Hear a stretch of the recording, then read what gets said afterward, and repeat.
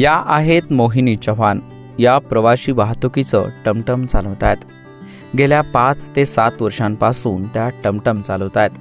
धाराशिव जिल्ह्यातल्या उमरगा शहरात विष्णुकांत चव्हाण व मोहिनी चव्हाण हे दोघे पती-पत्नी टमटम चालवायचे. विष्णुकांत चव्हाण हे एक प्रवासी टमटम चालवायचे, तर मोहिनी चव्हाण ह्या देखील प्रवासी टमटम चालवत आहेत. प्रवासी टमटम चालवण्याने पती-पत्नींचा संसार सुखाचा चालू होता, परंतु दुर्दैवाने मोहिनी यांच्या पतीचे विष्णुकांत चव्हाण यांचे निधन झाले. गेल्या 6 महिन्यांपूर्वी त्यांच्या पतीचे निधन झाले. त्यावर न डगमगून जाता रणरागिणीने प्रवासी वाहतूक सुरूच ठेवली आहे. त्या आजही टमटम चालवून आपला उदरनिर्वाह भागवत आहेत. त्यांना 2 मुले आहेत. दोन्ही मुले उमरगा येथील शाळेत शिक्षण घेत आहेत. 5-6 वर्षापासून मी करत आहे. माझ्या मालकाने मला प्रोत्साहन दिले. माझे मालक वारले, त्याच्यामुळे मी आता करत आहे.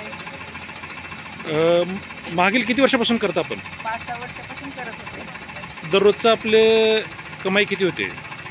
500-600 रुपये. पतीच्या निधनाचा आघात सहन करूनही मोठ्या धीराने आणि हिमतीने त्या आजही टमटम चालवून संसाराचा गाडा चालवत आहेत. खरं तर प्रतिकूल परिस्थितीवर मात करीत मोहिनी या दररोज प्रवासी टमटम चालवत आहेत. तर प्रवासी टमटम चालवून त्यांना दिवसाकाठी 400 तर महिन्याकाठी 12 ते 15 हजार रुपयांचे उत्पन्न मिळते. प्रवासी वाहतूक करण्यासाठी टमटम चालवणारी धाराशिव जिल्ह्यातील ही पहिलीच महिला असावी.